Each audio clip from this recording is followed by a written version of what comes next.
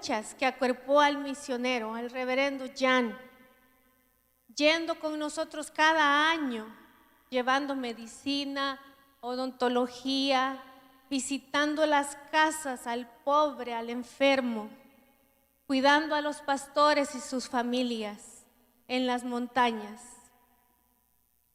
Cuando el tiempo del pastor Javes terminó como misionero en Honduras, él regresó a su casa de los Estados Unidos y dejó su casa en Honduras.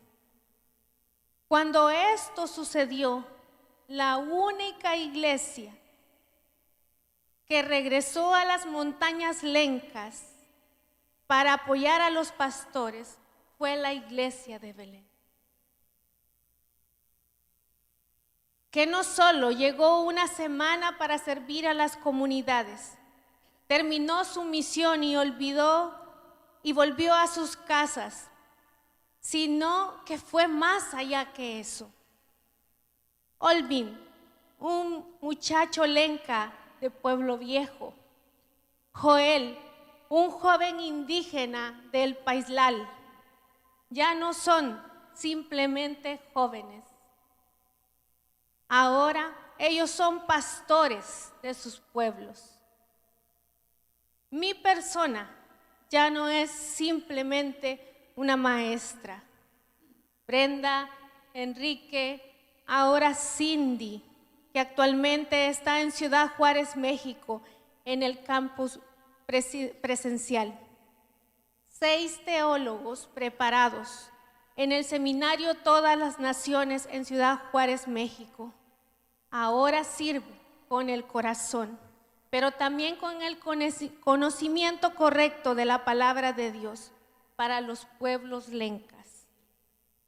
Ustedes, mis hermanos, ustedes invirtieron en nosotros, nos prepararon, nos graduaron y cuidaron cada necesidad para que nosotros pudiéramos finalizar con éxito nuestros estudios. Nosotros somos el fruto de sus oraciones.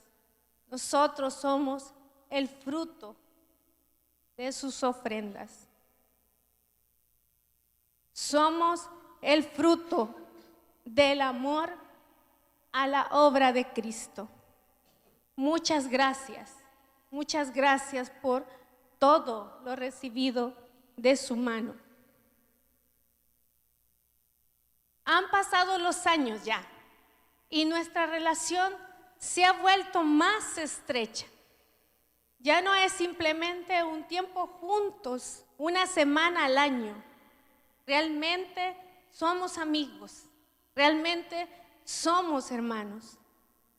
Les traigo saludos de nuestros hermanos de Honduras.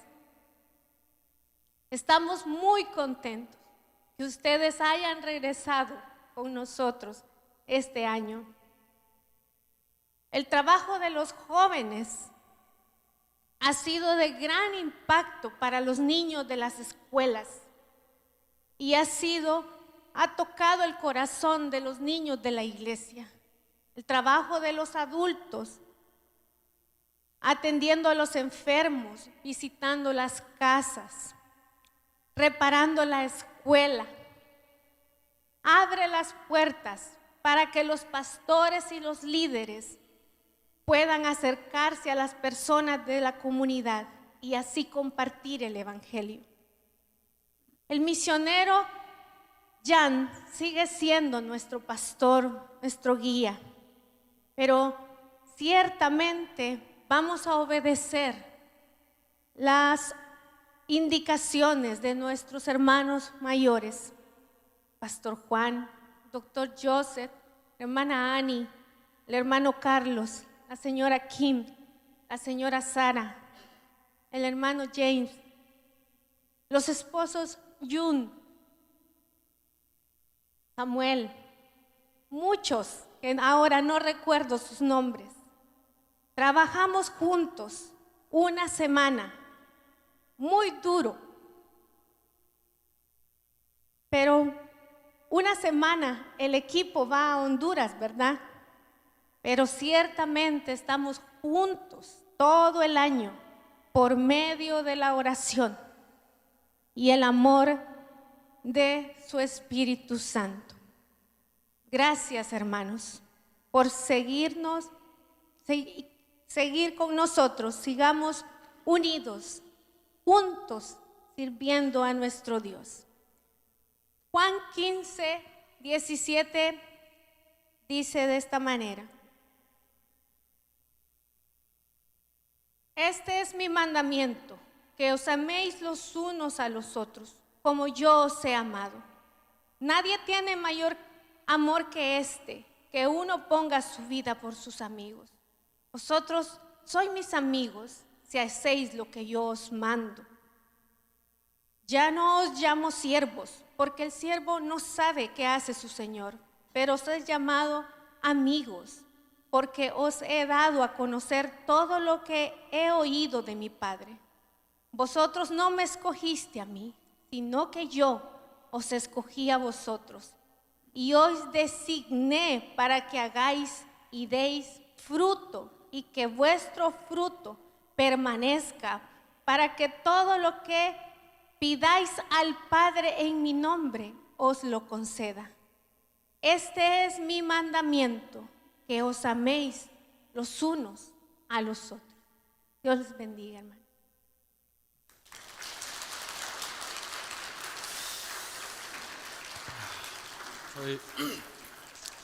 저희 잠깐 기도할까요? Let's pray. 잠깐 기도하겠습니다. 사랑하는 아버지 하나님, 감사합니다. 주님께서 살아계시며 또 당신의 복음을 통하여서, 당신의 교회를 통하여서, 당신의 성령을 통하여서 일하시는 것을 성경에서만 보는 것이 아니라 우리가 조금이나마 이렇게 맛보고 체험하며, 또한 이 귀한 주님의 복음의 열매의 소식을 들을 수 있는 은혜를 주시며 얼마나 감사한지 모르겠습니다. 사랑하는 주님, 복음은 살아있습니다. 주님은 살아있습니다. 주님이시여, 우리가 섬기는 주님은 온 우주보다 크신 분이시며 언어와 문화를 초월하시는 분이시며 심지어 우리의 사랑과 노력의 수준을 뛰어넘으시는 분이십니다. 우리가 한 것이 무엇이 있겠습니까? 주님께서는 그럼에도 불구하고 우리의 작은 참 섬김들을 사용하사 이 귀한 열매들을 보게 하셨사오니 오직 자라게 하는 분은 주님이심을 보게 하심에 감사드립니다. 사랑하는 주님이시여, 온두라스에 있는 이 귀한 형제 자매들과 함께 지속적인 사랑의 관계를 맺어갈 수 있도록 하여 주시옵시고, 우리가 온전히 하나됨으로 인하여서 이 교회가 단지 지역에만 존재하는 것이 아니라 정말 온 우주로 뻗어나가는 온전히 거대한 하나님의 교회라는 사실을 저희로 기억하게 되는 계기가 되도록 하여 주시옵소서. 오늘 함께 나누어 준 대로 우리가 기도 가운데서 함께 만나게 하시며, 내년이고 내후년이고 주님께서 허락하실 때마다 함께 만나며 서로 섬길 때마다 주님께서 그 가운데서 놀랍게 그때그때마다 역사하시는 것들을 경험하게 하시고, 또한 지속적으로 주의 나라를 확장시켜 나가시는 것을 저희로 보게 하여 주시옵소서. 큰 위로를 받고 본국으로 돌아가게 될 수 있도록 하여 주시고, 우리 마르타의 건강도 완전히 회복하게 하여 주셔서 돌아가서 주님을 더욱더 기쁨 가운데 섬기게 될 수 있도록 하여 주시옵소서. 이 귀한 가정과 오늘 함께 나누어준 모든 온두라스의 소식과, 그리고 작은 씨앗이 이제는 교회가 되어 참 열매가 맺혀진 그 모든 교회들 가운데 주님께서 큰 은혜로 함께하여 주시기를 간절히 간구드리옵나이다. 우리 주 예수 그리스도의 이름으로 기도드렸습니다. 아멘. Gracias.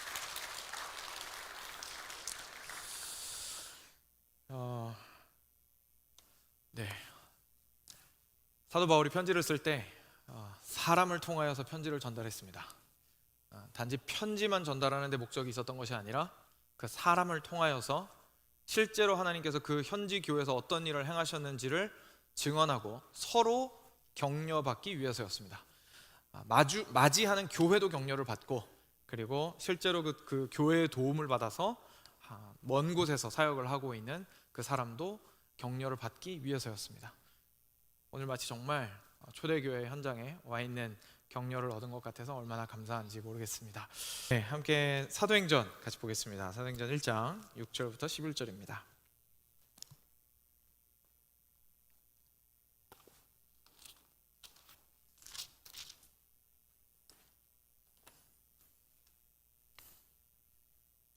사도행전 1장 6절부터 11절 말씀, 신약 성경 187페이지쯤에 있습니다. 네, 같이 한 목소리로 읽었으면 좋겠습니다. 같이 한 목소리로 6절부터 11절까지 천천히 같이 함께 합독하겠습니다. 그들이 모였을 때에 예수께 여쭈어 이르되 주께서 이스라엘 나라를 회복하심이 이때니이까 하니 이르시되 때와 시기는 아버지께서 자기의 권한에 두셨으니 너희가 알 바 아니요 오직 성령이 너희에게 임하시면 너희가 권능을 받고 예루살렘과 온 유대와 사마리아와 땅끝까지 이르러 내 증인이 되리라 하시니라. 이 말씀을 마치시고 그들이 보는데 올려져 가시니 구름이 그를 가리어 보이지 않게 하더라. 올라가실 때에 제자들이 자세히 하늘을 쳐다보고 있는데 흰옷 입은 두 사람이 그들 곁에 서서 이르되 갈릴리 사람들아 어찌하여 서서 하늘을 쳐다보느냐 너희 가운데서 하늘로 올려지신 이 예수는 하늘로 가심을 본 그대로 오시리라 하였느니라. 아멘. 잠깐 기도하겠습니다. 오직 성령이 너희에게 임하시면 너희가 권능을 받고 예루살렘과 온 유대와 사마리아와 땅끝까지 이르러 내 증인이 되리라 고 말씀하신 하나님 아버지, 주님의 그 말씀을 붙들고 저희가 온전히 주님을 바라보기 원합니다. 이 시간 주의 말씀을 통하여서 우리에게 명백하게 알게 하여 주시고 우리의 영혼을 감화시켜 주시고 우리에게 큰 은혜로 함께하여 주셔서 우리가 무엇을 위하여 부름받은 이들인지에 대하여 철저하게 깨달으며 주님 앞에 겸손함으로 순종할 수 있도록 주여 은혜 베풀어 주시옵소서. 주님의 귀한 감화의 은혜가 우리 가운데 있도록 하여 주시기를 다시 한번 간절히 간구드리오며 우리 주 예수 그리스도의 이름으로 기도드렸습니다. 아멘. 네, 교회에 대해서 함께 살펴보고 있고 특별히 최근에는 교회의 사명에 대해서 살펴보고 있습니다. 교회는 사명을 가지고 있습니다. 사명을 받은 것이죠. 사명이 있다라는 뜻은 결국 불러준 사람이 있다라는 뜻입니다. 불러주신 하나님으로부터 받은 해야 할 일이 있다는 것을 저희가 깨닫게 되었습니다. 우리가 교회로서 받은 은혜가 참 많습니다. 하나님께서는 우리에게 무엇보다도 가장 큰 선물인 뭐라고 답하시겠습니까? 성령을 주셨습니다. 이것이 성경이 이야기하는 바입니다. 우리에게 가장 큰 선물인 성령을 우리에게 주셨습니다. 하나님께서는 딴 길로 새지 말라고 명확하게 알 수 있는 말씀을 교회에 주셨습니다. 저희가 권징에 대해서 살펴보면서 배웠지만 교회에 놀라운 천국의 열쇠도 주셨습니다. 교회가 사람들이 함께 모여서 기뻐하고 즐거워할 수 있도록 하셨고 하나됨으로 한 몸이 될 수 있도록 해주셨습니다. 우리에게 무엇보다도 머리 되신 그리스도를 허락해 주셨습니다. 많은 것을 주셨습니다. 그런데 이 많은 것을 받고도 마치 어떤 아들이 수많은 재산을 상속받은 이후에 자기 멋대로 써버리는 것처럼 만약에 우리도 이 많은 것을 받고도 엉뚱하게 써버린다면 그것은 받은 그것들을 사실 허비하는 것이 될 것이고 심지어 더 심각하게는 그것을 주신 분을 모욕하는 것이 되겠죠. 그런데 감사하게도 하나님께서는 사명을 주셨습니다. 그러니까 준 걸 가지고 뭘 하라는지를 우리한테 알려주신 거죠. 지난주에 그것을 한마디로 요약해서 말씀을 통해서 알아볼 수 있었습니다. 그건 바로 제자를 삼는 것이었습니다. 근데 제자를 삼다라는 이 표현 안에는 사실 굉장히 중요한 의미들이 많이 숨어 있었습니다. 제자를 삼으려면 내가 먼저 무엇이어야 합니까? 네, 내가 먼저 제자여야 합니다. 그리고 이 제자가 누구의 제자입니까? 우리는 많은 경우 이럴 수가 있습니다. 나는 예수님의 제자인데 내 다음에 오는 사람은 누구 제자예요? 내 제자예요. 이제 그렇게 생각하는 경우가 많이 있죠. 근데 하나님께서 말씀하신 제자 삼으라는 것은 그게 아니죠. 내가 예수님의 제자인 것처럼 조금 앞서서 제자가 된 내가 아직 제자가 아닌 사람들을 누구 제자로 삼는 겁니까? 예수님의 제자로 데리고 오는 것이 우리가 해야 하는 일이라는 그것에 대해서 함께 살펴보았습니다. 그런데 우리가 제자라는 것은요, 결국 우리가 따르는 사람, 예수 그리스도를 따르는 사람이라는 뜻입니다. 그 문자 그대로 보면. 그러면 우리가 이것에 대해서 다시 한번 질문해 볼 수밖에 없습니다. 그래요, 예수님 좋습니다. 저희가 제자로 부름받았던 거 이제 인정하고 말씀을 통해서 확인할 수 있었습니다. 감사합니다. 근데 그래서 제자가 예수님을 따르는 그 삶을 어떻게 살아야 되는 거죠? 뭘 어떻게 하는 게 예수님 따라서 사는 거죠? 라는 질문 우리가 해볼 수 있습니다. 그러니까 좀 구체적으로 질문을 해볼 수 있는 거죠. 참 또한 감사하게도 하나님께서는 그냥 우리 마음대로 생각하게 내버려 두신 게 아니라 구체화시켜서 우리한테 이야기해 주셨습니다. 그게 바로 오늘 말씀입니다. 하나님께서 우리를 제자로 부르신 이후에 그러면 이 제자의 삶이 구체적으로 어떤 모습이어야 하는지에 대해서 보여주신 것이 정답을 먼저 알려드리자면 바로 증인으로서의 삶입니다. 증인으로서의 삶입니다. 그러니까 다시 말해서 우리가 제자로서 부름을 받았다면, 교회가, 각 성도가 제자로서의 사명을 가지고 있다면, 그것은 다른 말로 하면 곧 증인으로서의 사명을 받았다라고도 이야기할 수 있는 것이죠. 그러면 이 증인이라는 것은 무엇을 의미하는지, 그리고 증인으로서의 사명이 좀 더 구체적으로 어떤 것을 의미하는지, 그리고 과연 이전에 우리가 생각했던 그 증인이라는 개념이 과연 성경적이고 옳은 것인지에 대해서 좀 판단해보고 분별해보고, 그리고 돌이켜보는 시간 말씀을 통해서 가지도록 하겠습니다. 항상 그렇듯이 본문에서 시작을 해야겠죠. 네, 오늘 본문은 많이들 익숙하시리라 생각을 합니다. 제가 설교하면서 이래저래 사실 여러 번 인용을 했었던 말씀이기도 합니다. 시점 굉장히 명확하고 아주 중요한 시점입니다. 예수님께서 하늘로 올라가시기 직전입니다. 예수님께서 제자들을 모으셨습니다. 그리고 이제 계속해서 부활하신 이후에 땅에서 제자들에게 이것저것 다 가르치시고 깨닫게 하신 다음에 이제 정말로 가실 때가 되어서 마지막으로 한 번 더 모으셨습니다. 모인 제자들은 영문을 모릅니다. 천진난만한 제자들이 또 질문을 합니다.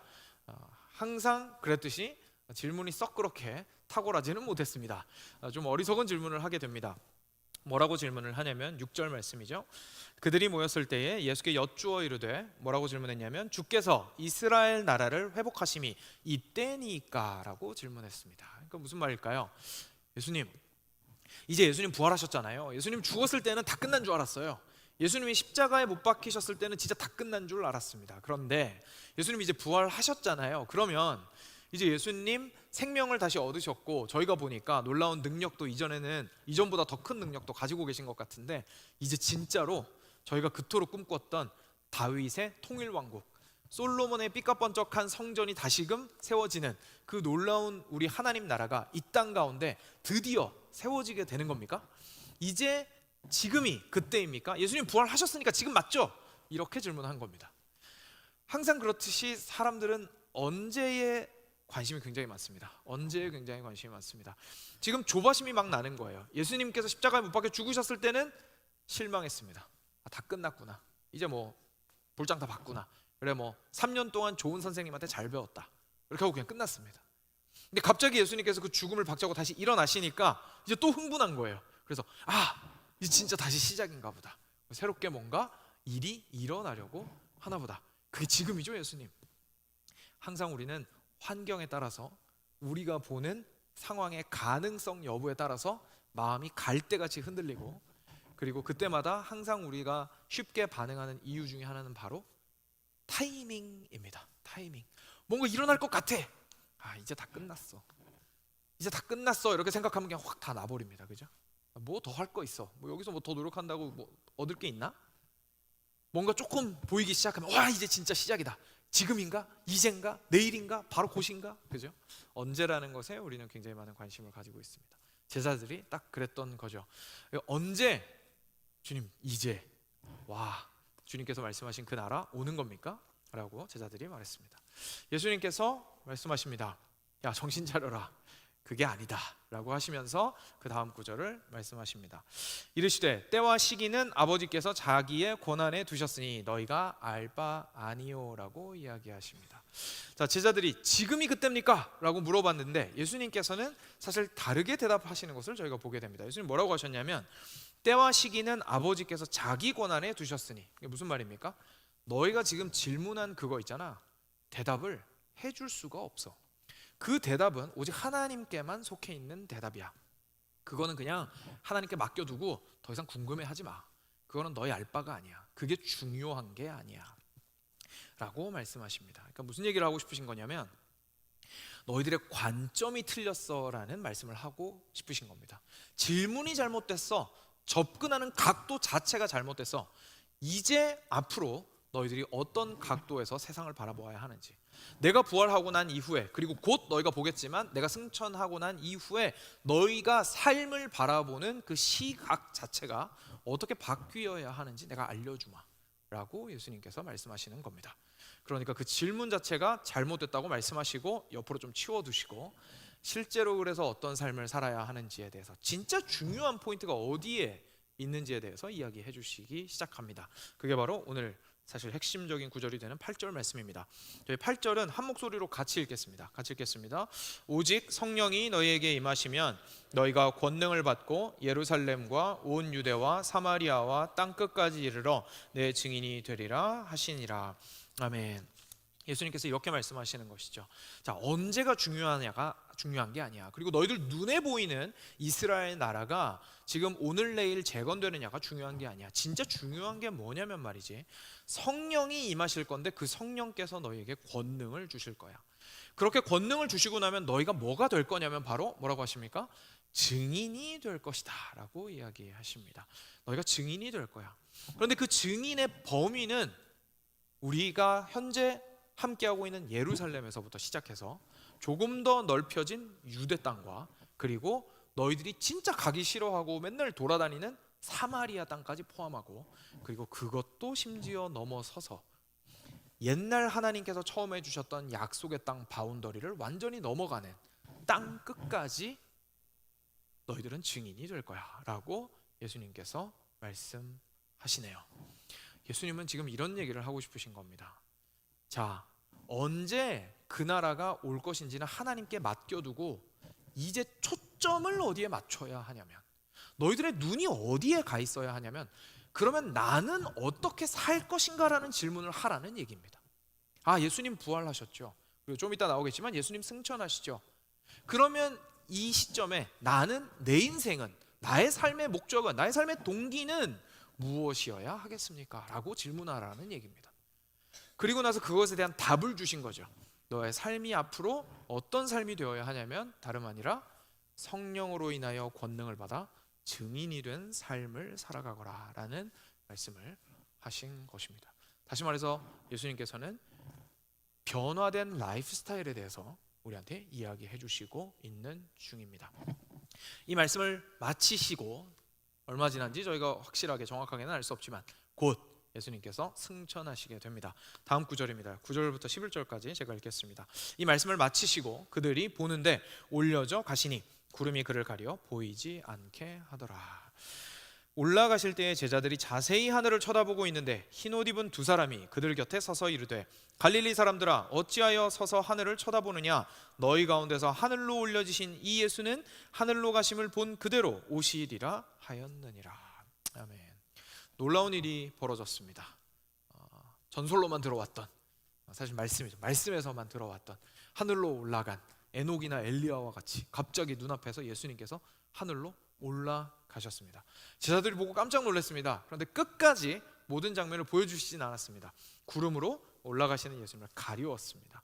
그 제자들이 그 구름을 보고 예수님이 올라가신 걸 보니까 이제 예수님 언제 오실지도 궁금하고 지금 갑자기 왜 올라가셨는지도 영문도 모르겠고 너무너무 당황스러운 상황에 처해 있잖아요. 그럼 멍하니 계속 하늘만 쳐다보고 있는 겁니다. 저 구름 뒤편에 무엇이 있을지 혹시나 보일까봐, 혹시나 구름이 열릴까봐, 혹시나 올라가셔서 한 20분 뒤에 천군 천사와 같이 내려오실까봐, 뭐 무슨 생각했는지 저희가 일일이 알 길은 없지만 굉장히 당혹스러운 가운데 하늘을 멍하니 쳐다보고 있었던 거죠. 근데 그때 천사들 둘이 나타났습니다. 그리고 아마 잘 들리라고 그런 것 같은데 곁에까지 왔습니다. 곁에 와서 이야기합니다. 야, 이렇게 멍하니 하늘만 쳐다보고 있니? 가신 분은 가셨다. 그런데 가신 그 모습 그대로 다시 오실 거야 라고 이야기해 줍니다. 사랑하는 여러분, 무슨 얘기를 지금 하고 싶은 걸까요? 이 천사를 통해서 하나님께서는 남겨진 제자들한테 무슨 얘기가 하고 싶으셨던 걸까요? 예수님께서 올라가신 것을 기다리는 사람으로서 지금부터 살아가라라고 말씀하신 겁니다. 하늘만 쳐다보고 삶을 팽개치지 말란 얘기예요. 삶을 팽개치지 말란 얘기예요. 예수님께서 다시 오시니까 언제 오실까 그냥 꿈꾸면서 내일인가 모레인가 하면서 하늘만 쳐다보고 어서 오셨으면 좋겠다. 내 문제가 빨리 없어졌으면 좋겠다. 이 고통이 얼른 사라졌으면 좋겠다. 예수님 빨리 오셨으면 좋겠다. 언제쯤 오시려나? 라고 하늘만 쳐다보고 있지 말란 얘기입니다. 예수님께서는 오실 겁니다. 그 사실만으로 충분합니다. 언제 오실 거냐? 하나님만 아십니다. 우리한테 중요한 건 우리의 삶을 이제는 예수님을 기다리는 자의 알맞는 삶으로 살아나가는 것.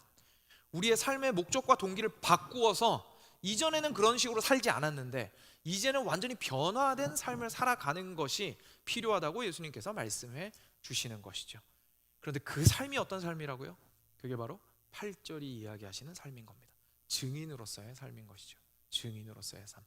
증인으로서의 삶이 예수님을 기다리는 자의 삶이다라고 얘기해 주시는 것을 저희가 오늘 발견하게 됩니다. 본문 전부를 한번 쭉 하고 세밀하게 살펴보았습니다. 묵상해 보았습니다. 여기까지 보았을 때 저희가 8절 말씀이 오늘의 핵심 구절이기 때문에 조금 더 시간을 할애해서 더 깊이 들어가 보겠지만, 그 전에 사실 8절 말씀으로 들어가기 전에 이미 방금 살펴본 전체 내용을 통해서 저희가 이 증인되는 삶에 대해서 굉장히 중요한 사실들을 깨달을 수가 있습니다. 그래서 그것들을 좀 짚고 넘어가기를 원합니다. 먼저 첫 번째로 중요한 것은요, 바로 지난주에 저희가 함께 살펴보았던, 우리가 무엇으로 부름받았습니까? 제자로서 부름받은 것과 증인으로서의 삶의 관계를 생각해 보는 것입니다. 앞서 설명드렸던 것과 같이 우리가 제자로 부름받았습니다. 예수님 따르는 사람들이 되었어요. 그럼 우리는 물어볼 수 있습니다. 그래요, 예수님 저 정말 따르고 싶거든요. 근데 어떻게 하는 게 예수님 따르는 거예요? 질문할 수 있습니다. 예수님이 뭐라고 하시는 겁니까?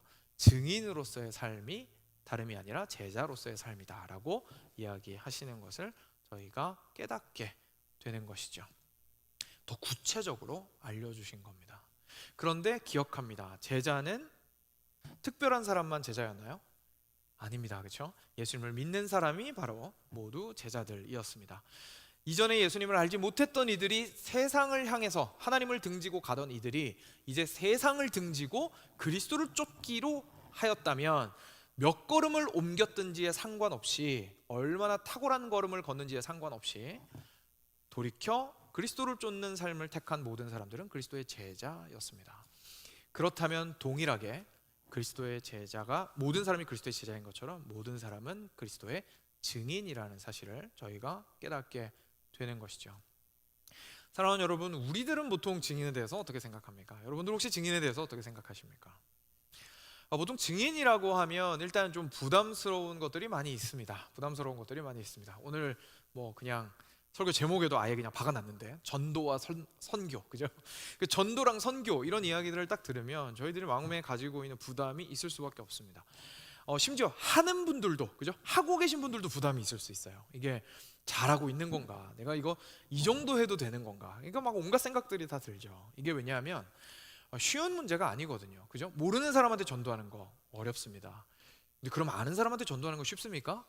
세상에 가족 전도보다 어려운 건 또 없습니다. 그렇죠? 그러니까 이 전도를 한다라는 것이, 그리고 해외에 나가서 선교를 한다라는 것이 절대로 쉬운 문제가 아닙니다. 그러니까 당연히 우리에게는 많은 부담으로 다가올 수밖에 없죠.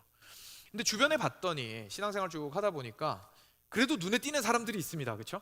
열정적으로 정말 전도에 올인하면서 전도를 막 하고 하는 사람들이 있습니다. 그리고 선교사님들을 만납니다. 그랬더니 어떤 생각이 듭니까? 종자가 다른 사람들 같죠. 완전 지난주에 잠깐 했던 표현대로 정말 그 미친 정도가 다른 것 같죠. 그러니까 이런 사람들을 보면 결국 우리가 굉장히 쉽게 빠지게 되는 생각은, 이건 증인의 삶은 그냥 따로 이 증거를 할 만한 사람이 있는 것 같다라는 생각을 하게 됩니다. 우리가 보통 생각하는 사람의 모습들이 좀 있는 것 같아요. 혹시 여러분들은 증인이 잘 될 것 같은, 좋은 증인이 될 것 같은 사람의 자질이라고 생각하면 혹시 어떤 것들이 떠오르시는지 모르겠습니다. 제 예를 그래도 짧게 들어드리면요, 저도 굉장히 두려워하는 축이었습니다. 특히나 이제 대학교에 있을 때에 신입생들을 대상으로 해서 전도를 아무래도 많이 하게 되는데, 저는 이제 부모님께서 속해 있었던 선교단체에 그 대학생 멤버로 들어갔었기 때문에 그냥 시작부터 그냥 선택의 여지가 없이 그 선교단체에 발이 묶였습니다. 그리고 이제 거기에 함께 있었던 선배 형과 그리고 간사님과 함께 신입생들이, 저도 신입생인데 신입생이 오는 날 저까지 동원이 되어서 같이 전도를 나갔습니다. 혹시 아시는지 모르겠지만 우리나라에서 가장 많은 전도자들과 가장 많은 교회와 가장 많은 선교단체와 가장 많은 이단이 공존하는 곳이 서울대입니다. 그래서 신입생들이 들어오면 거기에 있는 학생들을 붙들려고 정말 이 직선거리를 편하게 지나갈 수가 없어요. 신입생은 티가 다 나잖아요. 그럼 지나가는 동안 4명, 5명은 붙들려가지고 거기에서 이제 복음을 듣습니다. 그게 이단이 말하는 것일 수도 있고요, 좋은 복음일 수도 있고요, 그냥 전도지일 수도 있고요, 뭐 다양한 방식으로 막 듣습니다. 그러니까 제 차례가 될 때쯤 되면 이 친구는 이미 기진맥진하고 심지어 화가 난 상태입니다. 제가 거기다가 그거 붙들고 저기 혹시 예수님 믿으세요? 이러면 사실 고운말 나오는 게 더 신기하죠. 그죠? 고운말 나오는 게 더 신기하죠. 그러니까 저한테는 굉장히 두려움과 부담이 컸어요. 저도 신입생이고 저도 이제 대학생활 처음 하고 그리고 거기다가 억지로 순종하는 마음으로 복음을 제시를 하려고는 하는데 와 듣는 사람은 또 강박하기 그지없고 그죠? 이런 상황 가운데서 저는 참 두려워하면서 많이 어려워했던 것 같습니다. 근데 불도저처럼 밀고 나가서 상대방의 시선은 아랑곳하지 않고 전도하는 사람들이 있습니다. 그죠? 이것이 정말 중요한 거다라고 생각을 하고 진짜 진리는 이렇게 전파하는 것이 맞다고 생각을 해서 상대방이 어떤 표정을 하든 어떤 상황에 있든 어떤 반응을 보이든 아랑곳하지 않고 불도저처럼 밀고 가는 스타일들이 분명히 있습니다. 그리고 그런 분들이 실제로 전도를 즐거워하기도 하고 그리고 많은 경우에 주님께로 영혼들을 인도하는 것들을 많이 보게 됩니다. 선교사님들이 또 이런 분들 참 많이 있는 것 같고요. 그래서 우리가 보통 생각을 할 때에 저같이 마음이 작은 분들은 너무 겁이 많은 분들은 그치 좋은 전도자가 되려면 그렇게 남의 신경도 좀 안 쓰고 좀 무던하고 성격도 예민하지 않고 남의 눈치도 안 보고 상황 그렇게 신경 쓰지 않고 막 밀어붙일 수 있는 불도저 같은 사람이 좋은 전도자가 될 것 같아 좋은 증인이 될 것 같아 이렇게 생각을 합니다. 또는 이런 경우도 있습니다. 불도저처럼 밀어붙이지는 못해도 굉장히 대화를 잘 이끄는 분들이 있습니다. 그죠? 대화를 굉장히 잘 이끄는 분들이 있습니다. 그래서 처음에 대화 시작은 조금 힘들 수 있어도 시동이 한번 걸리면 편안한 대화로 잘 이끌어서 이 사람이 전혀 생각지 못한 시점에 어느덧 복음에 와 있는 거예요. 그래서 거기에서 복음 제시를 하고 예수님에 대한 이야기를 하는 것을 참 잘하는 분들도 또 있습니다. 옆에서 보면 너무 감탄스럽죠. 그런 분들을 보고 생각합니다. 그치 나는 저렇게까지는 못하니까 저런 분들이야말로 참 증인인가 보다 라고 생각을 합니다. 또 이런 경우도 있습니다. 저희가 실제로 전도하기에 부담스러운 이유 중에 하나가 있는데 뭐냐면 질문이 두렵기 때문이죠. 반박과 반대가 두렵기 때문입니다. 그러니까 이렇게 내가 예수님을 전한 거는 좋은데 그 상대방이 그래요? 그러면? 이라고 하면서 이제 갑자기 질문이 들어옵니다. 그러면 제가 듣기로는 뭐 예정론이라는 게 있다던데 그건 뭔가요? 뭐 이렇게 질문을 해서 들어오고 도대체 교회는 11조 왜 받는 거예요? 그죠? 아니 저기에 문제 있는 저렇게 목사들이 많던데 문제 있는 교회가 많던데 이거 뭐 뉴스에서 그렇게 가득 장식하고 있는 그런 문제들 어떻게 생각하세요? 질문합니다. 굉장히 난처하죠. 당황스럽습니다. 그런 것들이 참 어렵기 때문에 사실 선뜻 내가 먼저 예수님 믿으라고 말하기도 뭐하고 심지어 내가 크리스천이라고 말하기도 부담스러운 것이 우리가 살고 있는 시대 분위기인 것 같아요. 그러다 보니까 저희가 자연스럽게 생각하는 거죠. 그치 나는 아직 뭘 잘 몰라. 그러니까 내가 좀 더 배우고 나서 좀 말하는 게 맞는 것 같아. 이 증인이 될 만한 사람들은 똑똑하고 반박도 잘하고 쉽게 꿀리지 않고 논리적으로 설명을 잘할 수 있는 사람들이야. 이렇게 생각을 합니다. 또 뭐 다른 케이스들이 있을 수 있겠지만요. 일반적으로 이런 케이스들이 좀 생각이 나는 것 같습니다. 우리가 생각할 때에 증인은 자질의 문제라고 생각을 합니다.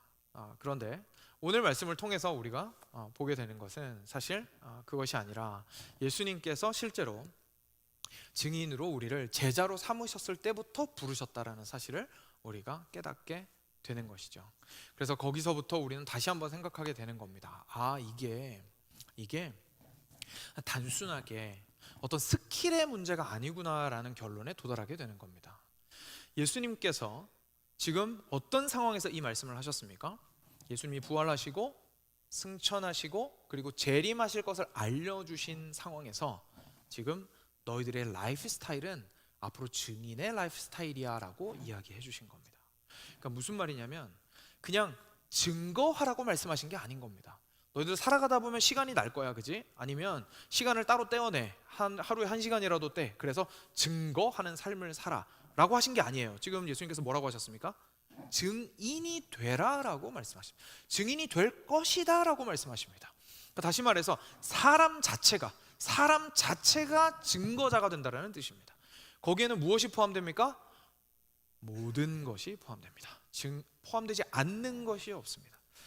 네, 말로 전도하는 거 필요합니까? 필요합니다. 말로 정확하게 복음을 전할 수 있어야 됩니다. 혹시 아직 하실 수 없다면 배우셔야 됩니다. 그래서 기회가 되면 저도 그런 것들을 좀 가르쳐 드릴 수 있는 기회들을 가지려고 하는데 정확하게 복음을 제시하시는 거 배울 필요가 있습니다. 근데 그게 끝이 아니죠.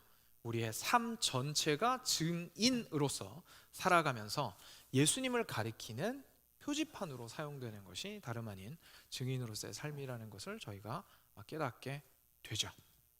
이 사실을 참 잘 보여주는 인물이 성경에 있습니다. 사실 성경의 모든 인물들이, 대부분의 인물들이 그러긴 했지만, 특별히 저희가 잘 생각하지 못하지만 정말 좋은 증인이었던 사람을 예로 들어보면 좋을 것 같습니다. 바로 세례 요한입니다. 여러분, 세례 요한은 예수님보다 먼저 태어났을까요? 뒤에 왔을까요? 먼저 태어났습니다. 그렇죠? 그런데 제자라는 것은 따르는 자라는 뜻입니다. 그렇죠? 근데 예수님보다 누가 먼저 있었다고요? 세례 요한이 먼저 있었습니다. 그러니까 예수님이 사실 세례 요한을 따라온 거죠. 세례 요한이 먼저 왔으니까요. 근데 세례 요한이 어느 날 세례를 열심히 주고 말씀 가르치고 하다가 갑자기 예수님이 지나가시는 걸 봤습니다. 그러더니 요한복음 1장 29절에서 뭐라고 얘기합니까?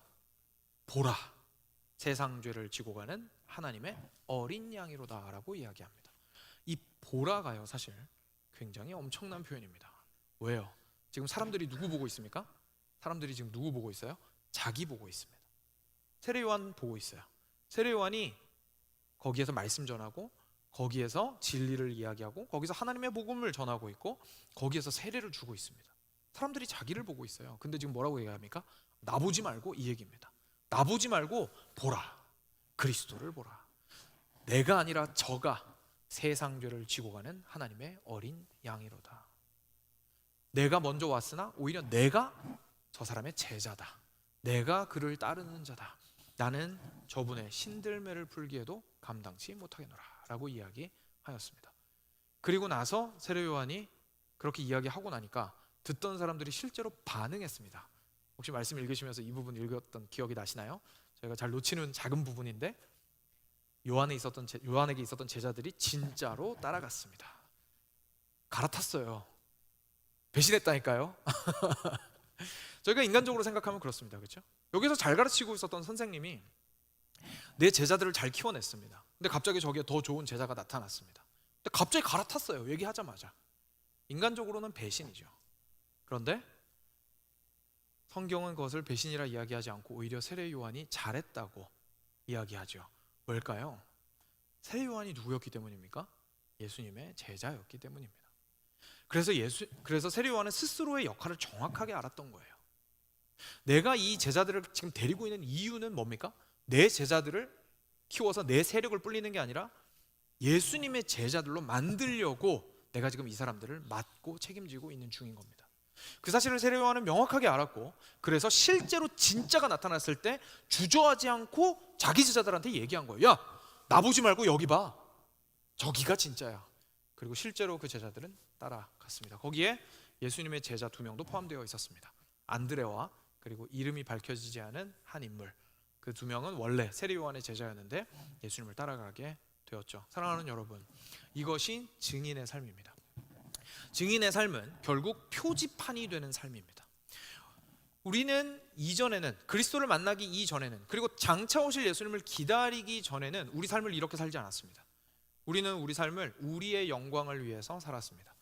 내가 높아지고 나를 바라보는 사람들이 더 많아지고 내가 형통한 것을 위해서 살았습니다.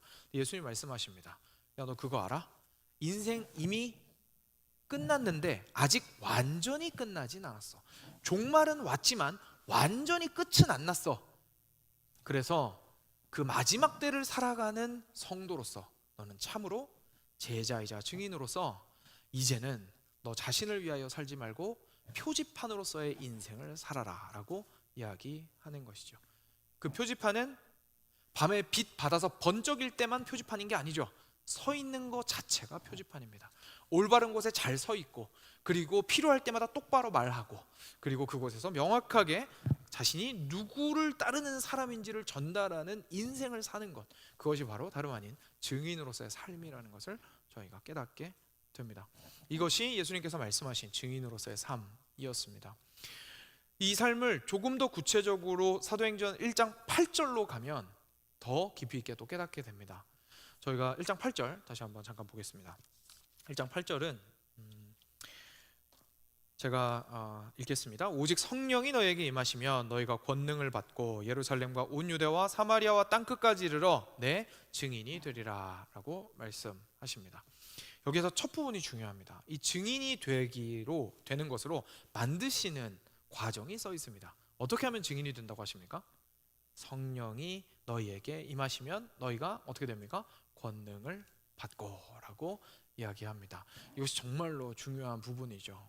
왜냐하면 앞서 말씀드린 대로 우리는 증인을 어떻게 생각한다고요?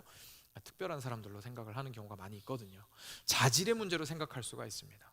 그런데 오늘 명확히 말씀하시는 거죠. 아니, 이건 자질의 문제가 아니야. 삶 전체가 증인이냐 아니냐의 문제이기 때문에 삶 전체가 증인이 되기 위해서 필요한 것은 너의 기술이 아니라, 너의 성격이 아니라, 너의 능력이 아니라, 경험치가 아니라 뭡니까? 바로 성령의 능력이야 라고 이야기하시는 것이죠. 그런데 그 성령은 누가 가지고 있습니까? 믿는 자는 다 가지고 있습니다. 그죠? 믿는 자 안에 내주하시는 그 성령께서 온전히 역사하셔서 그 우리의 삶을 온전히 제자로서 그리고 증인으로서 그리스도를 가리키는 삶으로서 살아갈 수 있도록 해주신다라는 것을 우리한테 이야기해 주시고 있는 것이죠.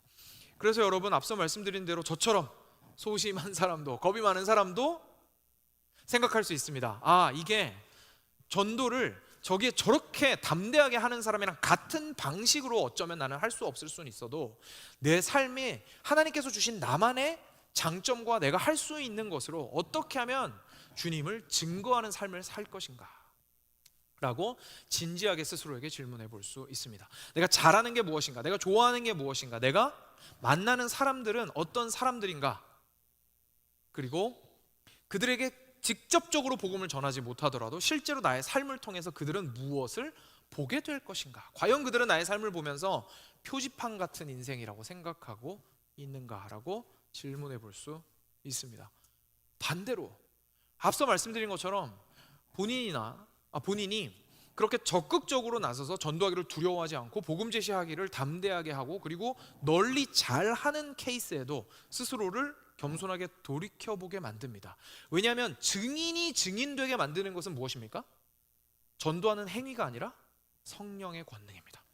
성령께서 내가 하고 있는 이 작업이 참된 증인으로서의 작업이 될 수 있도록 해주시는 것이죠. 성령이 함께 하시지 않는다면 그냥 단순히 나는 내 성격 따라서 즐거운 활동을 하고 있는 것일 수도 있습니다. 그냥 단순히 정보를 전달하는 홍보를 하고 있는 것일 수도 있습니다. 듣는 사람 입장에서요, 어떤 경우에 충격을 받고 감화가 되며 저 사람은 진짜 예수님 따르는 제자다라는 사실을 알 수 있게 될까요? 정보가 그것을 할 수 있게 해줄까요? 그렇지 않습니다. 여러분, 가장 탁월한 언변으로 복음을 전할 수 있습니다. 예수님이 우리한테 해주신 이야기를 줄줄줄줄 해줄 수 있습니다. 20분이고 1시간이고 해줄 수 있습니다. 그런데 그렇게 다 전달하고 나서 일어서면서 옆에 교회 욕하면서 일어납니다. 일어나면서 발로 이렇게 옆에 있는 쓰레기를 차면서 일어납니다. 그게 결국은 마음 가운데 보여주는 게 뭘까요? 실제로 내가 예수 그리스도를 따르고 있는 사람이라는 모습을 일치된 형태로 보여주지 못한 거죠. 그러면 사람은 뭐에 더 영향을 받을까요? 당연히 후자에 더 영향을 받습니다. 왜냐하면 그것이 참된 태도를 보여주기 때문에 그렇습니다. 다시 말해서 증인으로서의 삶을 반영해 주는 것에 사람은 더 관심이 많습니다. 증인으로서의 삶을 보아야 그의 말과 일치가 되었을 때 그가 비로소 감화되게 됩니다. 그러다 보니까 말이 어눌하더라도 놀랍게 감화되는 경우를 보게 됩니다. 왜냐하면 나는 이해가 안 되고 저 사람의 말이 어눌한 건 내가 알겠는데, 와, 그 어눌한 말 속에 저 사람의 진심이 정말 담겨 있는 거예요. 저 사람 정말 최선을 다해서, 완벽한 건 아니지만 최선을 다해서 주님 참 사랑하는 것 같고 진심으로 주님 따르는 삶인 것 같고 하나도 안 부끄러워하는 것 같은 거예요. 부끄러워하면서 말을 하는데 와, 그래도 주님 너무 사랑하니까 용기를 조금이라도 내서 하는 것 같은 거예요. 거기에 사실은 그는 감동하게 됩니다. 왜일까요? 진짜라고 느끼기 때문입니다. 저 사람 정말 본인이 주님 사랑하고 조금이나마 따라가려고 하는 사람이구나. 듣는 사람 거부할 수 있습니다. 내 건 아닌 것 같다. 나는 잘 모르겠다. 하지만 그의 마음 가운데 묵직한 질문 하나는 남겨놓을 수 있습니다. 저 사람 저 인생 뭐지? 저 사람 왜 저렇게 살지? 저 사람의 인생 가운데 있는 저건 도대체 뭐지? 자기 자신을 위해서 사는 것이 아니라 무언가를 가리키고 있는데? 라는 질문은 던질 수 있을 겁니다. 주의 때가 되었을 때 주께서 기뻐하시면 그는 주께로 돌아오게 될 겁니다. 이것이 증인으로서의 삶을 우리가 정말 성령의 권능으로 말미암아 온전히 누리게 된다는 것을 저희가 깨달은 것이죠. 깨달을 때에 이것들을 알게 되는 것이죠. 그리고 이렇게 저희가 증인된 삶은 말 그대로 우리의 바로 곁인 예루살렘부터 시작합니다. 그리고 거기에서부터 어디까지 뻗어나갑니까? 땅끝까지 뻗어나가게 되는 것을 오늘 말씀을 통해서 보게 됩니다. 사랑하는 여러분, 전도와 선교라는 말 자체가 부담이 되시는 분 있을 것이고, 그 중에서 특별히 선교라는 말이 너무 동떨어지게 느껴지고, 심지어는 이제 여기에도 할 일이 참 많은데 굳이 이 에너지를 써서 거기까지 가야 되나? 라는 생각을 하시는 분도 분명히 있으실 겁니다. 저도 그런 생각 했었으니까요. 그런데 오늘 말씀을 통해서 깨닫게 됩니다. 전도와 선교는 사실 둘이 아니라 하나였습니다. 그렇죠? 둘이 아니라 하나였습니다. 그냥 단지 어디에서 얼마만큼 멀리 가서 하느냐의 차이입니다. 그것이 다른 자원과 다른 전략과 다른 에너지가 필요하기 때문에 구분을 한 것이지, 실제로는 한 길 위에 있습니다. 예루살렘에서 주님을 전하느냐, 땅끝에서 주님을 전하느냐, 결국 답은 하나입니다. 어떤 삶을 살라는 겁니까? 증인으로서의 삶을 살라는 얘기입니다. 어디에 있든지 간에 말입니다. 시작은 주변에서 시작합니다. 예루살렘에서 갑자기 순간이동해서 땅끝으로 가는 게 아니죠. 그리고 하나님께서 전도하지 않고 우리 동네에서만 예수님 잘 믿으면 갑자기 땅끝에서도 똑같이 오순절 사건이 일어나게 하신 것이 아니죠. 예수님께서는 어떻게 일하셨냐면 예루살렘에서부터 시작해서 차근차근 온 유대에 이르기까지, 조금 익숙한 동네까지, 그리고 익숙한 동네지만 너무 싫어하는 동네였던 사마리아에까지, 그리고 전혀 알지 못하는, 언어도 다르고 문화도 다르고 가려면 진짜 목숨 걸어야 되는 그 땅끝까지 동일한 열정과 동일한 심정과 동일한 진리와 사랑을 가지고 그들에게 나아가기를 원하셨던 것이 주님께서 교회에게 허락하신 사명이라는 것을 오늘 발견하게 되는 것입니다. 사랑하는 여러분, 이것이 오늘 우리가 보게 되는 제자의 삶입니다. 우리 모두는 제자로 부름받았습니다. 그리고 그 제자는 증인입니다. 그 증인으로서의 삶은 말 그대로 증인으로서 삶을 살아내는 사람들입니다. 그래서 우리가 특별하게 공부도 하고 노력도 하고 전도하기 위해서 애도 써야겠지만, 거기에서 또한 중요한 것은 우리의 삶 전체를 주님 안에서 주님을 따르는 자답게 지속적으로 다듬어 나가며 주님을 가리키는 삶을 나의 작은 말 한마디와 작은 행동 하나에서부터 실천하는 데서 있다는 것을 저희가 기억하기를 원합니다. 1장 8절, 사도행전 1장 8절, 이 놀라운 말씀은 절대 우리의 두리스트가 아닙니다. 이것은 그리스도 안에 있는 우리의 삶이 어떤 방향을 향해야 하는지를 알려주는 이정표라는 것을 기억하기 원합니다. 함께 들으신 말씀 기억하시면서 같이 기도로 주님께 나아가도록 하겠습니다.